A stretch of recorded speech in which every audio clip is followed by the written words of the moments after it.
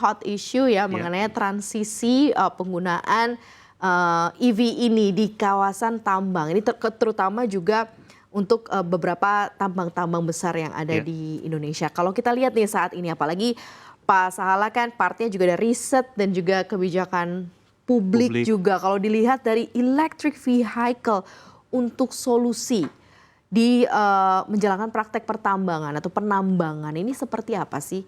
Apakah memang sudah terlihat ada kebutuhan bertransisi atau karena kan memang kita semua mengarah kepada net zero emission ya 2060. Nah ini seperti apa nih Pak Salah? Ya memang EV ini betul-betul menjadi hot topic sekarang. Kenapa? Karena memang dilihat bahwa EV itu kan bisa dibilang hampir zero emission ya. Ya, namun perlu diingat bahwa meskipun EV ini dipandang sebagai salah satu solusi, tetap saja untuk tambang itu harus dilihat secara keseluruhan. Karena kita tidak bisa hanya melihat bahwa, oh ini low emission, ini bagus. Tapi tetap harus dilihat juga cost-nya seperti apa. Dan itu akan bergantung pada beberapa hal. Infrastrukturnya bagaimana, kemudian unitnya sudah fit atau tidak untuk aplikasi. Kemudian support dari stakeholdernya seperti apa, terutama support dari OEM dan dealer. Dan terakhir tentunya finansial dan the longevity of the project. Jadi kalau dikatakan bahwa EV itu menjadi salah satu solusi, betul. Karena faktanya di passenger saat ini kan sudah cukup banyak unit yang sekali. Di Jakarta kita bisa lihat plat biru sudah di mana-mana. Nah tentunya hal yang sama tentunya berlaku juga di industri pertambangan. Hanya perlu melihat apakah unit tersebut applicable atau tidak. Nah oke. Sebelum kita ke unit yang applicable gitu kan, dan kita berbicara mengenai sustainability atau keberlangsungan atau lingkungan, itu kan pasti side effect ya ketika kita moving on ke alat-alat yang lebih ramah lingkungan, kendaraan yang lebih ramah lingkungan. Sebenarnya kontribusi dari penggunaan biaya bahan bakar gitu ya, bensin, kalau di pertambangan itu seperti apa sih untuk operasional, dan apakah kalau misalnya kita bicara mengenai efisiensi ketika ini kemudian ditransformasi, efisiensi itu benar-benar terjadi begitu untuk di wilayah penambangan? Nah, again ini another hot issue, cost kan. Beberapa di kita di asosiasi dan juga secara praktis, cost fuel, kita menyebut diesel itu kan fuel ya, hampir 100% unit di tambang itu kan diesel base. Jadi cost dari fuel itu rata antara 25 sampai 35% dari total cost di tambang. Jadi bisa dilihat sampai sebesar itu cost dari fuel. Sedangkan sebaliknya perhitungan untuk EV compare terhadap fuel itu kita bisa memberikan hasil efisiensi dari fuel dari EV itu ada di range antara 30 sampai 50%. Jadi bisa straight dilihat. Jadi kalau 30 sampai 50% terhadap terhadap total portion dari fuel yang 25 sampai 35% bisa dilihat bahwa itu langsung hit ke bottom itu. Berapa tuh efisiensi? Kalau pakai listrik berarti kilowatt per hour ya, pricing-nya ya.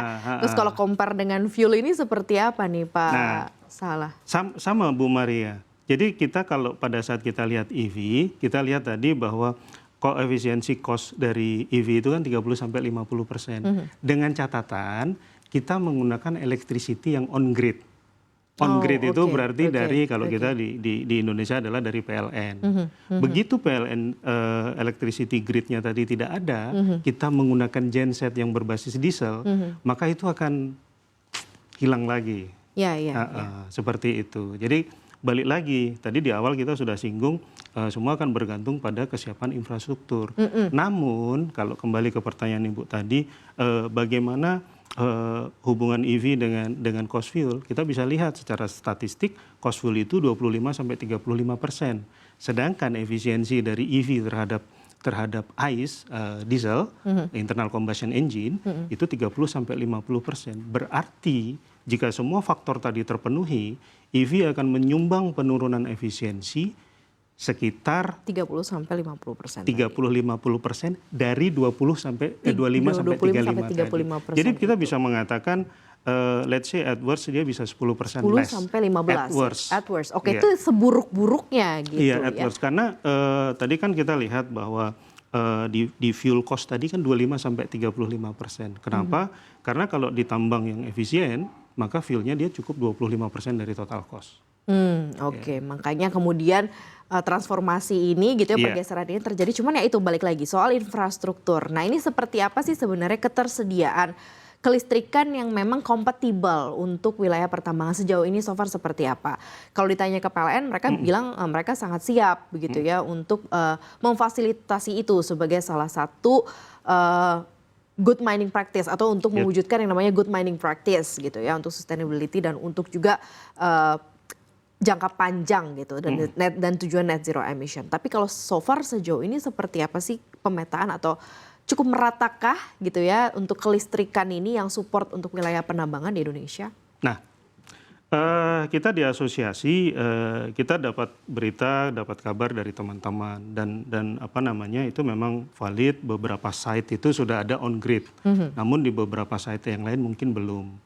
Itu pasti bisa dimaklumi karena namanya site tambang apa namanya remote, jauh di pedalaman, kemudian ongkos untuk mengalirkan listrik dari gardu induk sampai ke situ itu another cost lagi. Jadi memang saat ini beberapa site itu sudah ada on gridnya, terutama kalau dia berdekatan dengan gardu induk. Namun di sisi yang lain beberapa site yang lain memang belum ada. Hanya saja di tempat-tempat yang mungkin belum ada, kita sudah mendengar bahwa PLN ataupun pemilik electricity nanti akan mengalirkan sudah ada jadwalnya mungkin 2027 atau 2028. Jadi memang upaya-upaya itu sudah kita dengar. Hanya saja untuk saat ini belum semuanya. Namun sebagian sudah, Bu. Oke, sebagian sudah. Sebagian sudah. Tetapi mungkin sebagian lagi on progress ya. Betul, betul. Untuk pengadaan listrik di wilayah pertambangan.